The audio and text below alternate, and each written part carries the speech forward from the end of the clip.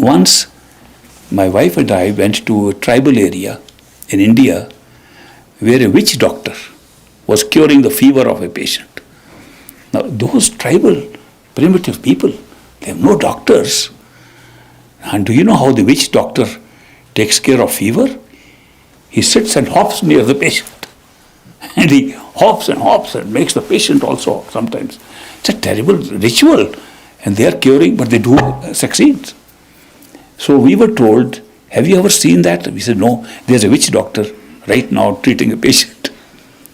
And we said, all right, we like to see.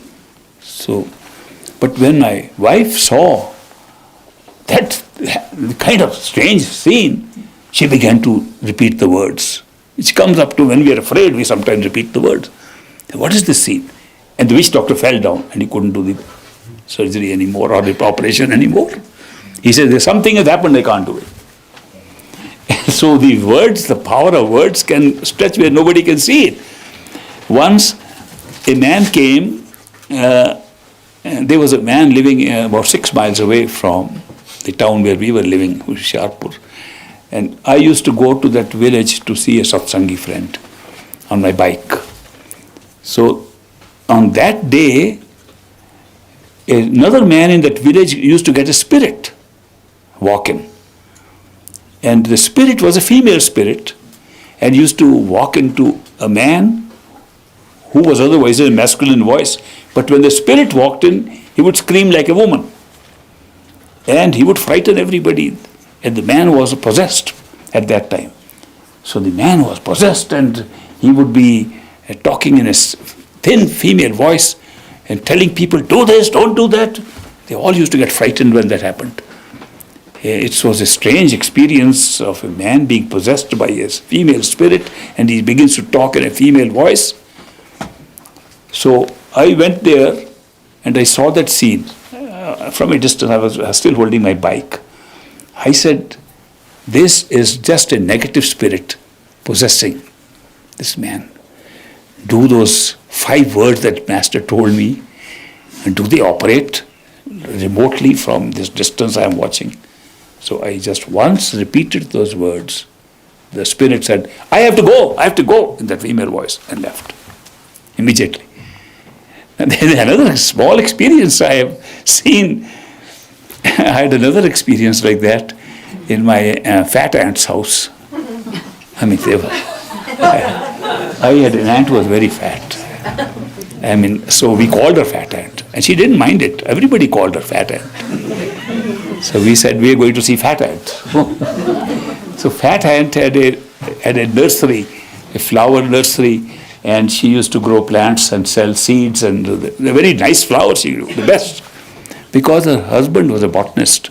My uncle was a botanist, and he helped her in selecting the right flowers, told her how to do the selection, how to separate from contamination, and make pure breeds of flowers. So her flowers became so popular that although it was just a home nursery, they were sold all over the world. There's a nursery company in England called Sutton and Company, and they came and saw the flowers and they bought them and they encouraged them. So they expanded their business, which started as a hobby. But they had one gardener. They hired a lot of gardeners to help them. And there was one gardener who every Thursday, today is a Thursday, I think there must be something happening now. Every Thursday in the evening, he would start speaking in a different language. He was totally illiterate. He never went to school, never studied. But Thursday evening, I don't know what happened, every Thursday evening, he would begin to speak in a different voice, a different language. And nobody could understand that language. But it looked like a very old language he was speaking in. On that particular Thursday, he could tell you, give answers to your questions. For example, once a man whose brother had been lost, who couldn't find his brother, and my aunt said, Fat Aunt said, if you want to come on a Thursday, you may get an answer where your brother is. So on Thursday, that there was a very learned professor whose brother was missing. He came, the professor came, and this illiterate man is talking some strange stuff. And he asked him, do you know where my brother is? And he spoke in his language, in English, which I never studied.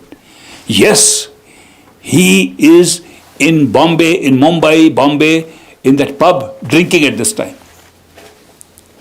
And they were shocked. And they checked up and found the brother was drinking that. And he was found, recovered from that, just by this illiterate man talking. So he used to come every Thursday. So I used to visit Fat Ant once in a while. So I said, Fat Ant, how about coming on a Thursday and seeing this show of yours? She said, sure. So I went on a Thursday when that man was supposed to have that.